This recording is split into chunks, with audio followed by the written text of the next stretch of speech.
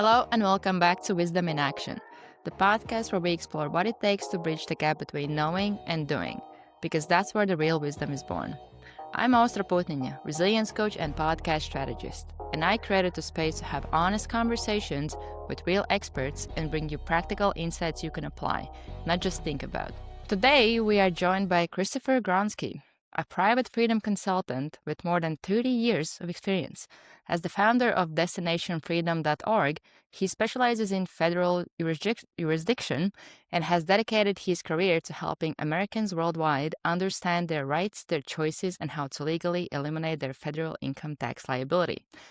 Christopher, welcome to Wisdom in Action.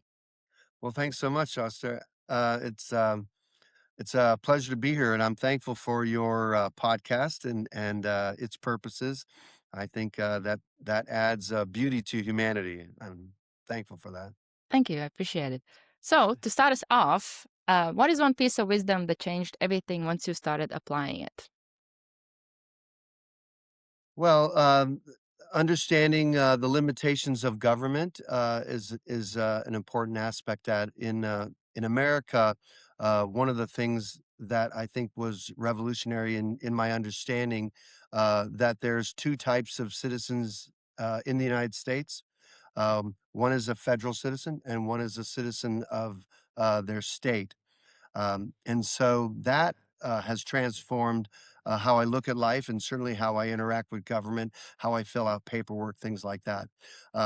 Most people, and certainly in America, well, let me just say, even in the world, people just think of U.S. citizens, United States citizens. They don't think of that as something different.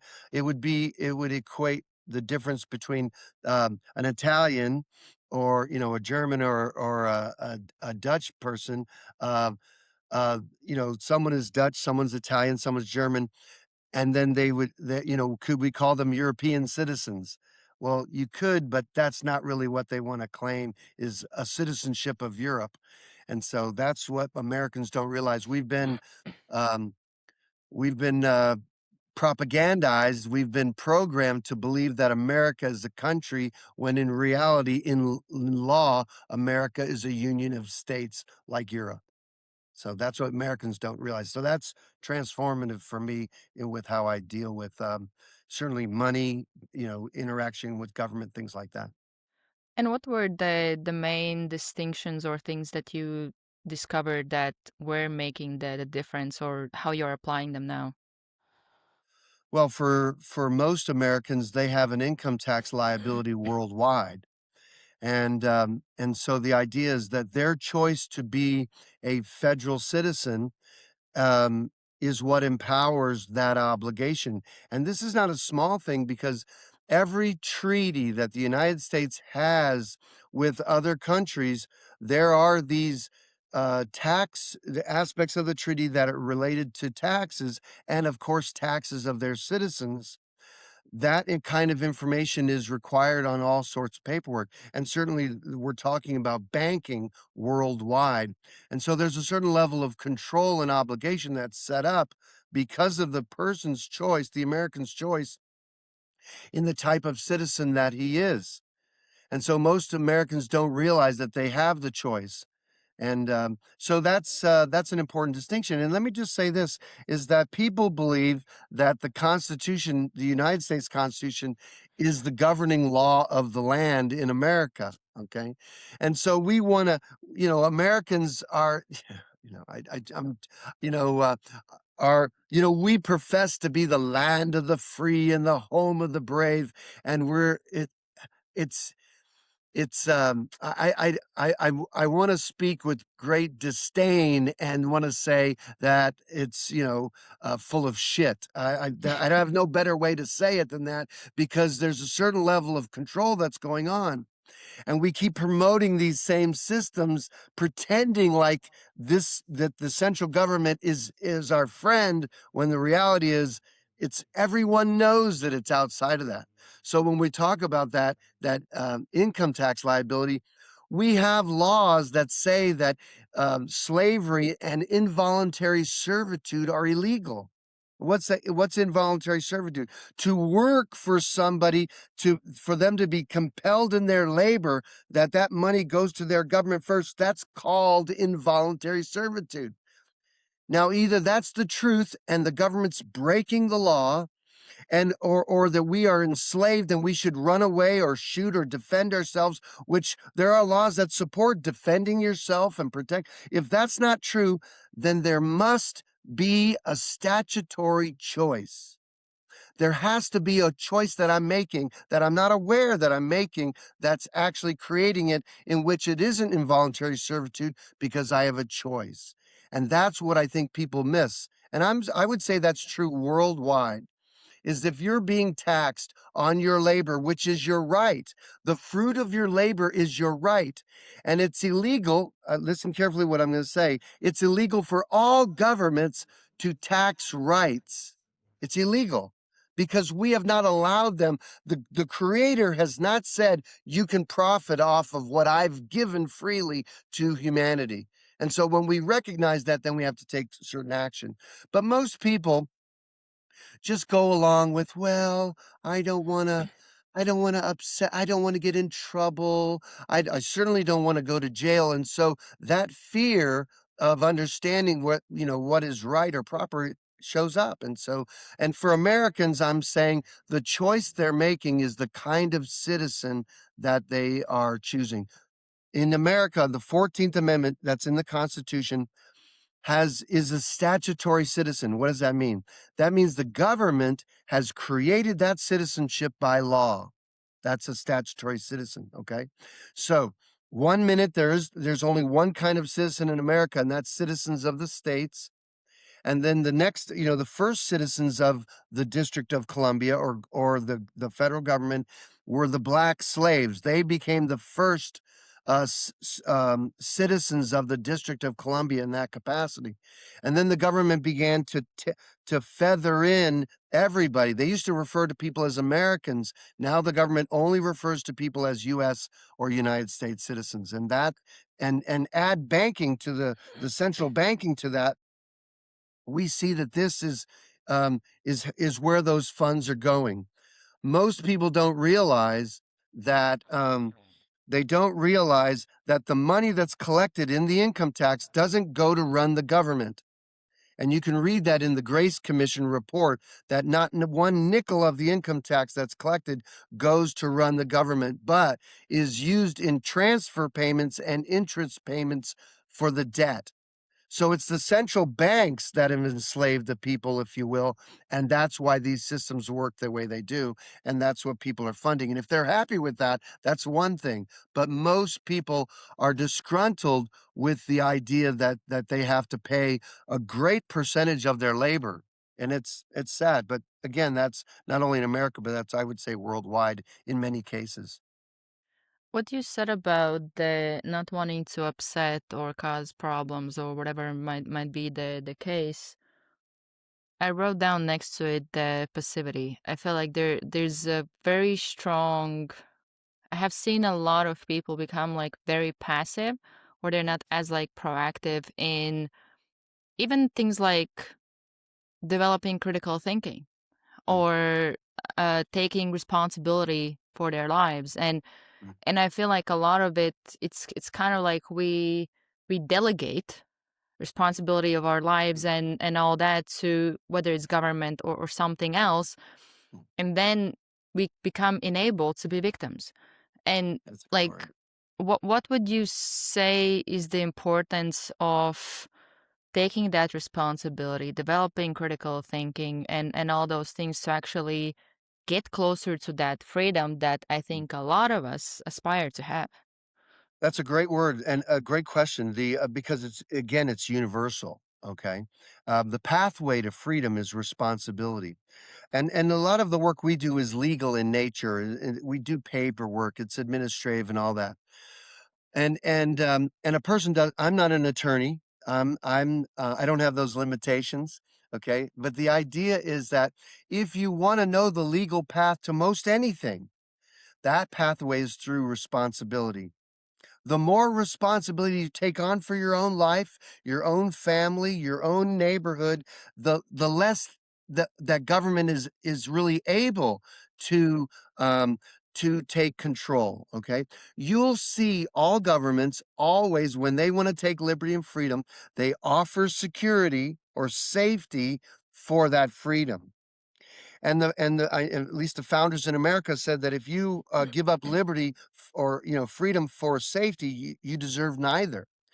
And so one of the strategies that at least in the Western world that governments use to take your liberties, if you will, and that is to have you be dependent upon them. And so the idea is that if you're looking for your government to take care of you, then you're looking for a subservient type of relationship. Generally speaking, when we talk about a democratic government, we're talking about that those people that are chosen by the people represent them. We've got to stop calling representative form of government leaders.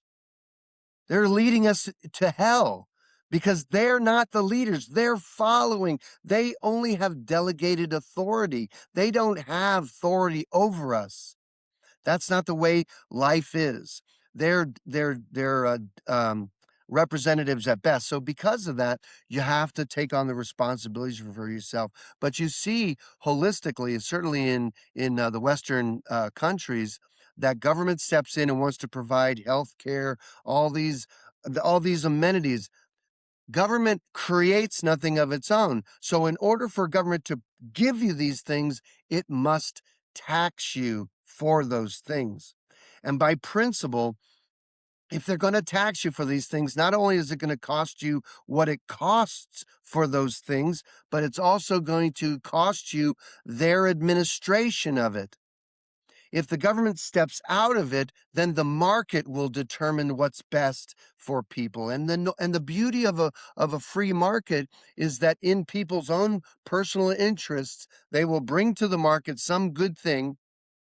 And when they work at um, doing it in a way that lowers the cost of providing it, then they can charge a lower price, which creates a demand for others to utilize it. So both of those parties have an interest in serving in that capacity. When you add government or you add corporations, all of a sudden the morality of it changes.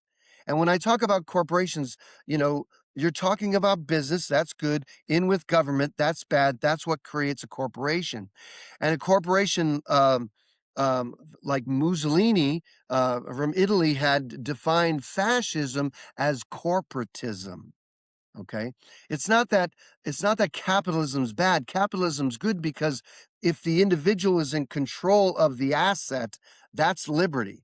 When corporations gain access to assets, and that's government, that's where it goes bad, is because you have all that the purpose of it is money and control and those things. See, that's where it gets off. Anytime you attach it to government. So the idea of freedom, if you want more freedom, then take on more responsibility. And that is that pathway. And again, we talked earlier, about freedom is that thing what we build inside of ourselves. And you shall know the truth shall make you free. That work, the responsibility of building your relationship with the divine, that's a work. Nobody can do that work for you. To the degree you base it upon truth for yourself, that's where you're building freedom in your heart and in your mind. The free liberty is the demonstration of that freedom, and that's usually where your government is harming you. But listen, here's the thing that's amazing. We know in nature that if you interrupt in nature and you feed nature, that it weakens nature because they have to find food on their own. Animals are known to become dependent upon man, which will damage them ultimately. We know that by principle in nature. So the idea of that is that if people do the same thing, if government comes along and takes care of people, then we'll find that they'll be dependent upon them and it'll be to their own demise. So responsibility, again, you want to embrace that because it offers the best fruit, and that is freedom. I'm curious what can help to start taking responsibility because I have I have this image in my head that there's a lot of people nowadays where they can literally live off of like benefits or not having a job or something like that, which doesn't really help to learn about responsibility, and it actually enables them to be the victims and live the easy life. But with the easy life, there's so many things that you miss out on that are important principles of life and just like society in general. And Mhm. and it becomes this easy choice, and as like beings we always like to opt in for the easy. So then you can go down that path so low that why would I need to take responsibility? I just do nothing, I get Yeah. paid for it, and now it can become an easy path or easy decision to make. But where to start with taking that responsibility? Because for the most part it's not easy, Yeah. it's harder than not Yeah. taking it. No, no, well, and we know this. Is the bird in the gelded cage happier than being free and in the wild? Listen, it's dangerous. Life is dangerous. I have here's what do they call a spoiler alert. You're gonna die, okay? I remember that line from the movie, what is it, Moonstruck, and the woman says she's asking the man, "Why do men cheat?" It's like she's trying to figure out why do men cheat, and he says, maybe they're afraid of dying." She's like, "That's it. That's it. Carmine, you're gonna die," And so, and listen, there's a truth to that in V from Vendetta. Evie, she faced her own death and then she was free. So we know these are the philosophers of our life recognize that freedom is sweeter. Many times if your life is exciting, then it's ablaze, it's on fire. And so we even see stars who die early because their life is so full or so rich and stuff. We all get to play that out.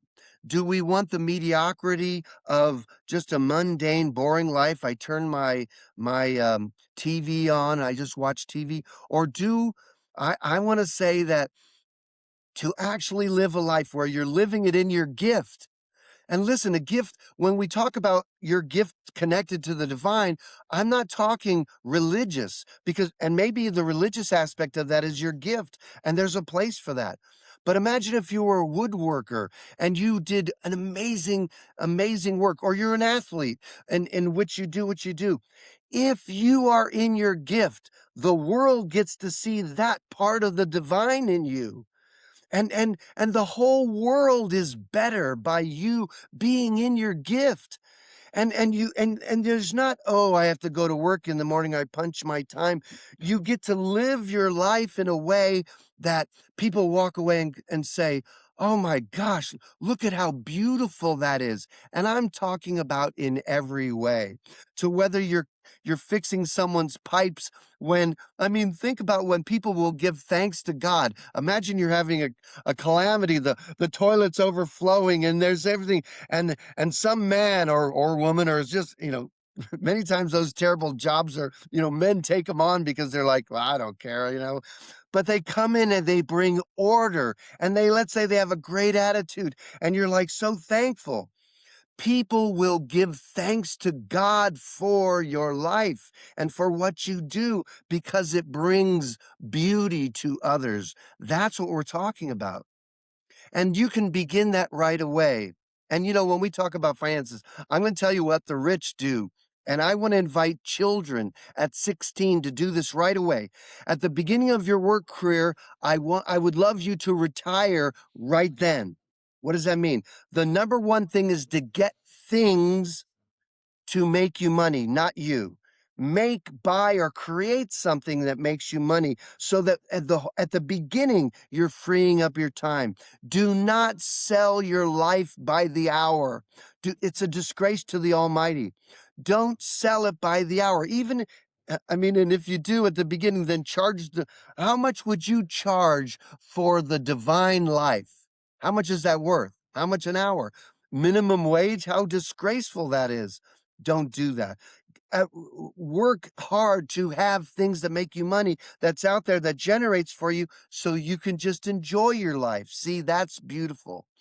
And so now, if you're in your gift, Money will come to you when you're in your gift because people will buy that beauty. And I'm talking about in every aspect of life. That's a beautiful world. And that takes a certain level of morality.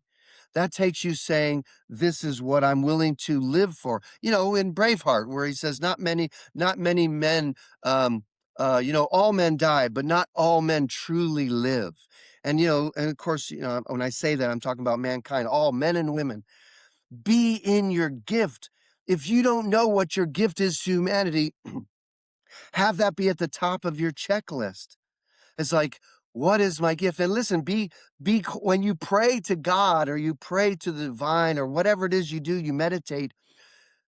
Some of it is your request and say this, but listen, at some point, be quiet and still so that you can hear that quiet and still voice inside of you that says, this is what it is. This is what I want to spend my day in. And I think that's beautiful for everyone. That's what makes life beautiful, regardless of what the service is. See? I like that you mentioned service. There's several things that came to my mind. That first of all, even if it's the right thing for you, for the most part, pursuing it probably won't feel good because I think we are so attached to the feeling good and That's a purpose good where we word. think that I have to feel awesome all the time. Yeah. You might feel fulfilled, but it doesn't mean that you will feel great and you will feel Mhm. only good feelings because a lot of it is not a comfortable process to go through. And I like that you mentioned the service because the other thing that I wrote down when it comes to responsibility was I feel like one thing that is maybe getting in the way of taking responsibility is that I see that a lot of society has become, especially with my generation, we grew up with social media and all that, Mhm. where we can become super self centered. Mm. And then when it now becomes all about me, all problems are like everything is around me, that the whole world needs to turn around me. It's maybe harder to take responsibility when it's just about you versus if you want to serve, if you want to take care of people around you, support, help, and Yeah. even a simple thing is just be kind and Right. helpful. That's right. What would you say is the importance of service when it comes to taking responsibility and being more responsible human being? That's a good word. There's a thing again that comes out of scripture, I think, of where it's we think about that, love my neighbor as myself. Okay. And so what there is a demonic interpretation of that is that I can only love my neighbor. I have to love myself first. That narcissistic type of a concept that I have to love myself, when really the scripture's clear that we love ourselves infinitely. We have our self-interest always at the forefront of our mind, whether you're like you're saying, my comfort and all that stuff. Is like Jesus never said to Peter and said, you know, Peter, your problem is you don't love yourself enough. That's what you need to do. You really need to love yourself more because that's what's breaking down. No, he never said that. He said, love your brothers and love your sisters. And so that is so to understand that love my neighbor as myself, it's love your neighbor just like you love yourself. Mm. That's what it's saying. Use that because children are born narcissistic. They love themselves, and we teach them to grow up to love and serve others. Okay. Maturity, at least again, scripturally, maturity is if you want to know whether someone is emotionally mature, it's you can tell by their ability and willingness to love the unlovely. It takes no skill to love those that love you. It's just falling off a log backwards. It's very easy to love those people that are lovely. But to love those that despitefully use you, to love those who are unkind to you, it takes a greater maturity. And the only way to have that maturity is to tap into the truth that sets you free. And to have that as a morality is that I'm going to set out and be kind and to do things that bless others. Not only will your life be enhanced and better, but again, you're enhancing the life. You're creating value for others. And and and When we talk about voting for someone or the idea of your vote, the idea of your vote of who you pay for, what you pay for, the idea of that you vote to what you're spending your time with. Don't underestimate the value of your impact. How many movies do we have to see which are basically stories that philosophers have written? How many do we have to see that we're told never underestimate the impact of your life?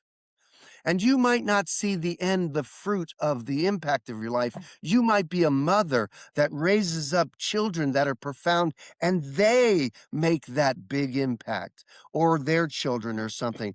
I think of, when you look at history and you look at stories of old, you see your life not in the limitation um, the impact of your own life, but on your children's children.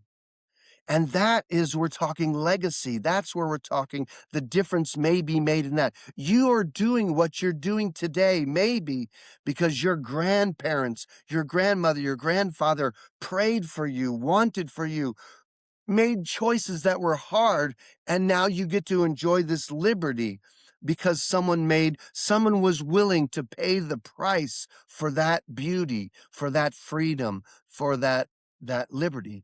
And so, yeah, and many of us are enjoying our life because someone was willing to pay the price. And sometimes it's in business. You have the table because someone said a table's useful, it needs to be made out of this natural thing, or maybe out of plastic, or someone decided to drill into the ground to go find somebody paid the price for this, for the easiness that we have. The difficulty in that is, as some rich families recognize, if you give your children so much, they really won't value that, the blessing of it. And so some choose, I want my children to suffer this burden so that they will understand the value of that beauty. And so that's that. Again, I believe this is a moral choice, a choice that says, I'm going to do what I'm called to do. And it does require discipline. And I can think of many places in my life where I struggle to pay the price. I decide I'm not gonna do that discipline thing. Well, I'll use it as the example of my book. I've written my book already. I'm in the editing stage, and the day-to-day living passes by another day, and I don't discipline myself to finish the book. I set a date out here, and something else robs me. No, no, no one's robbing me. I'm robbing my future because I choose not to discipline myself in completing the task. It's true for us, and so, you sometimes have to say, "Come hell or high water, I'm going to do this." It's it requires, and see, this is the beauty of being connected to God, because He's gonna be with you. You might feel alone, and yet He's like, "I'll be with you in these hard places." Because the fruit of that is sweet. And if you're willing to pay that price, it's quite beautiful. It really is. And then everybody gets to enjoy the fruit of that. See, and that's what's lovely. And I'm a dreamer. That's what I think about life. You travel to another country and you get to enjoy the beauty of that. And everybody has that. We shouldn't be warring in the world. What a disgrace for mankind that we would be warring against each other because we want things that don't belong to us. And I so, it's just sad, but it's true for everyone, everywhere, what we just said. It's very amazing. I loved your example about the book because you you literally just walked through giving example of taking responsibility and also being truthful, because Well, it's not that I didn't have time, I just didn't prioritize it, or I allowed something else to become more important. But that's I right. that's another thing that I wanted to talk about, the truth, because you have said that the truth is simple, but at the same time, looking in that mirror can be Oh, painful I and not I agree. pleasant, especially when we look and we don't try to hide. Oh, And that's where a lot of times it can help to start to take the steps towards your freedom, become more responsible, but it's very hard to do it unless we actually look in the mirror and we look at all the things that we like and we don't like, or that we don't even want to see. Where to start when it comes to, or do you have any advice when it comes to the finding the truth and seeing it, even just seeing it, Well, accepting it well, as it is?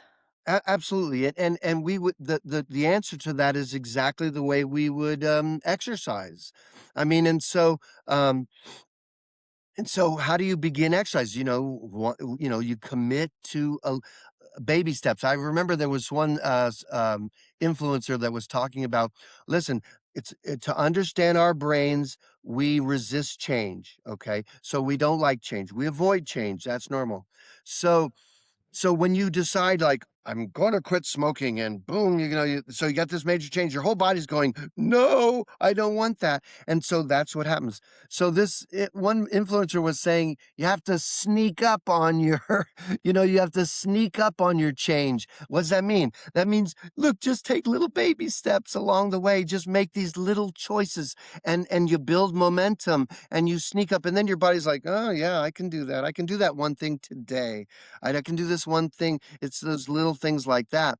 And so, but there's another way. Okay. And for me, as a Christian, the Bible's my only rule of faith and practice. So I'm going to learn principles from there. Okay. So one of the strategies that you can employ for change and all is to create community. See, this is, this is the purpose of marriage. Marriage is a crucible. Crucible is that vessel that holds, say, a precious metal. And when you heat the crucible, it refines the metal. Well, the metal we're talking about is the metal of your life, the refining of your life. So when you're in, let's say, well, our society says that marriage is a good thing, and yet we see how broken that is. But see, in a marriage or a committed relationship, you're coming together, and the commitment of it is the crucible. If you don't have commitment, you'll increase the temperature and it'll bust the crucible, and you'll lose the precious metal. So the idea of creating fellowships or creating relationships to help you be a better person is there for us. Life is set up that way. So that's one thing I would say is find somebody that you can account to, somebody who you can say, let me say this. A resolution is one in which you say to yourself, I'm going to do this. That's okay. That's not as strong as a promise. A promise requires the other. A promise is a declaration, made, verbal or written, that you're going to that you're giving a right to the other person, a right to expect or claim the performance or forbearance of the act. That's what a promise is. And like in the Latin, the word promise is pro, meaning forth, and then mite, meaning to send. To send forth is your promise. You're sending yourself forth in your promise. And the word commitment in the Latin is from the same root word mite, to send with. So your commitment is how you send your promise forth. And so that relationship is a greater strength. So imagine if you said what you wanted to do, and whether in any capacity of excellence that you want to move forward to, and you say to the other, here's what I'm going to do. And then you allow them to speak into your life the questions that you're unwilling to ask yourself. What was more important than your vision? What was more important than your goal? And then you can account. Say, yes, I lost my way because I thought this comfort was more important than integrity. And so that's the beauty of relationship. And so a relationship can be strengthened when we account to each other. And that's the beauty of your personal relationships. Imagine being that way for your children, teaching them integrity. Integrity is what we're talking about, the kind of character you are, which when you're talking about truth is, for me, I mean, those are scriptural for me, what is truth, okay? But still, truth is self-evident. You're gonna build that in your heart, your life. And what I would say is you're building that truth in that relationship with the divine. God will help you keep your promises. And so what happens is that where you break those promises, it's in that breakdown that you really get to see where you're gonna need to strengthen and all that. So without the breakdown, you would never know what you need to work on, and that's the beauty of it. It is a process. It's like I love how you say you look in the mirror. You're looking in the mirror. What is he looking back? What do you see? Because I can promise you, you know those places where you're broken down. And sometimes we take that to a fault because at the same time, you have to say to yourself, I know my gifts. I know what I bring to the table. Both those are equally as important. And I'd say that that's the work. And you know what? It's a life's work. You know, what is the masterpiece of your life? Why wouldn't it be you? Why wouldn't you be a glory to the Almighty by the beauty of how you've given yourself to this life? Don't waste one moment. Embark on the effort, the discipline, if you will, to create your best life. I think that's vital. In anything you do. It is, and I like that you mentioned the power of community because it is viable to have people around you that also not are not afraid to shy away from the truth, and they Yeah, will tell you it because they care about you. I that's had this exactly it. experience when I had a friend of mine call me out on a lot of the stuff, and initially I thought like it's kind of like rude, but then I started to see that there's truth to that, and not Mhm. many people actually are willing Mm, to confront you and tell you mm, the truth right. because they can be at the risk of losing the friendship depending on how you're going to respond, but they care so much that they're willing to tell you what they see that they think you need to hear for That's you to get better. That's how yes. much they care about you. And it's Yeah. I think it's becoming harder and harder to find those people because a lot of times we do want to shy away from the truth. We Yeah. don't want to have conflict, but at the same time, conflict is important because that's where we grow. Friction is where we grow. We need to have Yeah. people. For me, I have grown the most when I have people calling me out or telling me something that I need to hear, not what I want to hear, what I need to hear. And that's where a lot of the expansion has happened for me. And those people are very, very important. And like everything, it is a muscle because I have become more of that person myself to Mm. others, and now I hear from others they appreciate that. It's like a love-hate relationship because Yeah. because we Yeah, don't yeah, want to yeah. hear those things, but then once you No, start to see result of having those people in your life, yeah. it is priceless. Oh, it is, and sometimes people will value the relationship greater than the truth, and so what we call that Yeah. is a conspiracy. I'm willing to conspire with you to not speak into my life. So, I don't want you speaking into my life, so I'm going to love you and not speak into your life. That's not love. Love doesn't seek her own. And so the idea is that I love the example of is like I'm willing to give up this relationship for truth and to be that kind of way for us, and so what happens is this level of misery that's down here, we're going to call that happiness instead of like this is happiness. We lower our standards of excellence and we compromise. And just like in the scriptures where we'll sell our birthright for a crumb or for a bread, and so don't sell our birthright, the beauty of your life, for some short term comfort. So Yeah. and I think it see, I don't even I mean, we have so many stories about this. I mean, this is the beauty of all these films where people, every romantic story, nobody's telling anybody the truth. Oh yeah, I did love you, or nobody's and we're saying like, why don't they just say what they mean? See, it's the same thing. It's like we don't. And so but finally when we finally say the truth, when we tell them how we feel or we tell them that truth, then they're just like, thank you for that. That helps me. And I think that's Yeah. the beauty of it. And even if it's not there, at least you have been true to yourself Mm, and you have been acting in the way that is authentic with you and the way you would want to be. Because I think that's another reason why people are afraid of the truth or telling the truth because they're yeah, afraid of the reaction or what will yeah, happen or how will I be perceived. instead of setting their ground and trusting themselves, and just knowing that this is just the right thing to do. That's a good word. And, you were talking about being afraid. I mean, would we be honest enough to could you make a list of the top 10 things I'm afraid of? And now we would know intellectually that we're not supposed to be afraid. Fear binds us. Fear produces, compromises my character. Fear, so we recognize these things that we're afraid of. And so if you were to write out the things that you're afraid of, then at least you can say, wow, I don't want to be afraid here. So, what ways can I strengthen and have faith or confidence in these areas? How can I flip it? Because it says perfect love casts out fear. So if someone has a fear problem, they have a love problem.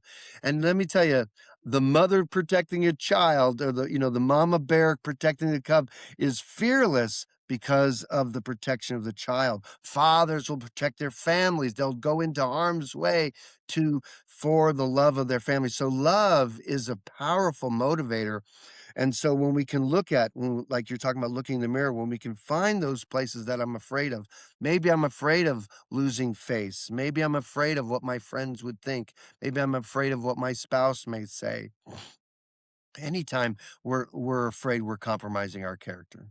And so again, that's going to be that walk between fear or faith, whether I'm going to believe in the things that are important. And I think all of what we're describing here is the basis of our morality, the basis of who we are and what we're about, how we're connected to the divine. That's I think that's true for everyone. Everyone has that. Yeah, I feel like we could talk forever. Yeah, yeah, Before I ask you the last question, where can people connect with you, learn about you, and what you sure. do? Well, if if people want to check out our website, it's destinationfreedom.org. And again, we help Americans worldwide eliminate their income tax liability. We have all the administrative remedies. It's not a fight. It's a peaceful process. It's just paperwork, and so we have that for them. But if people want to reach out to us, you can email me at statecitizen destinationfreedom.org, and we'll follow up. And if we want to connect personally, you can request that, and we can exchange contact information. Um, I would love your contact information, if you wouldn't mind, so I can stay in touch. That way, when I need to travel to Estonia, I know who to go out to dinner with. So we And can. tell us about your book as well. Well, the book is based upon the foundational class we have. It's called State versus Federal Citizenship: The Unknown Choice. And so it shows it starts off with a lot of freedom concepts, and then we end up in the United States tax code, and we can show you definition of terms and things like that, so that people understand who's making those choices, and showing people that they can make different choices so that they can keep 100% of their labor instead of sharing it with the central bankers and all that. So yeah, so that now I have a conference coming up in Mexico. So I told myself last year I would have my book done, and here we come. We're coming back again, and we are in the editing stages of it. But I'll make that declaration again that by the conference in February, that at least I'll have the book done and people can order it. But All right. that is coming. I appreciate you. And last question I have for you, and now it's in recording as well, so it's official. Um, See it. last last question I have for you: what is one piece of wisdom you're still learning to live? Oh, um, how to I'm constantly telling myself that I don't have enough time, and nobody gets extra time. It's always about priority. So what I'm learning, what I need to learn is how to make and keep my priorities so that I have the life I'm choosing, and that I don't feel that I'm a victim of my choices. I can be a victor of my choices. And so that's what's on my plate right now is um not well, maybe how to prioritize. I know what my priorities should be, but how they show up in the moment. Really, that's how it is. That's beautiful. I had this a couple of years ago. I did like a 5-day challenge, and I did this interesting exercise in there where people would have to write down like, what are my priorities, like life roles that I have, and put them in order. And then the next question would be, according to your life right now, your actions, behaviors, decisions, what's the actual order? And for a lot of people, it was a wake-up call, because a lot of times, and I definitely am among those people, because a lot of times you would think, oh, this is important to me, but then you never find time for that. Or there's always something that comes up, and it's very, I think it's a constant struggle, especially nowadays when we have to do everything, we have to be everywhere. It just, the demands increase. So I think it's a constant juggling act, and it's just like, how good do we get at juggling or managing what is it that we're juggling? So it's actually something I also am working on, to simplify my life, not to overcomplicate, not to add too much, and actually start to simplify things, because I'm also like a overachiever. I want to do this, I want to do that, but then you get so much that you just get like overwhelmed or stuck or whatever, and your priorities are all over the place. So I can actually really relate to what you said. But that being said, Christopher, thank you for coming on. Thank you. Thank you for sharing your wisdom. I really enjoyed this conversation. And to all of the listeners, if you're an expert with 20 plus years of experience and you want to come on and share your wisdom, there will be details below. And if you want to start a podcast, need help with producing or growing your podcast, there will be information below as well. Thank you for tuning in, and we will see you in the next episode.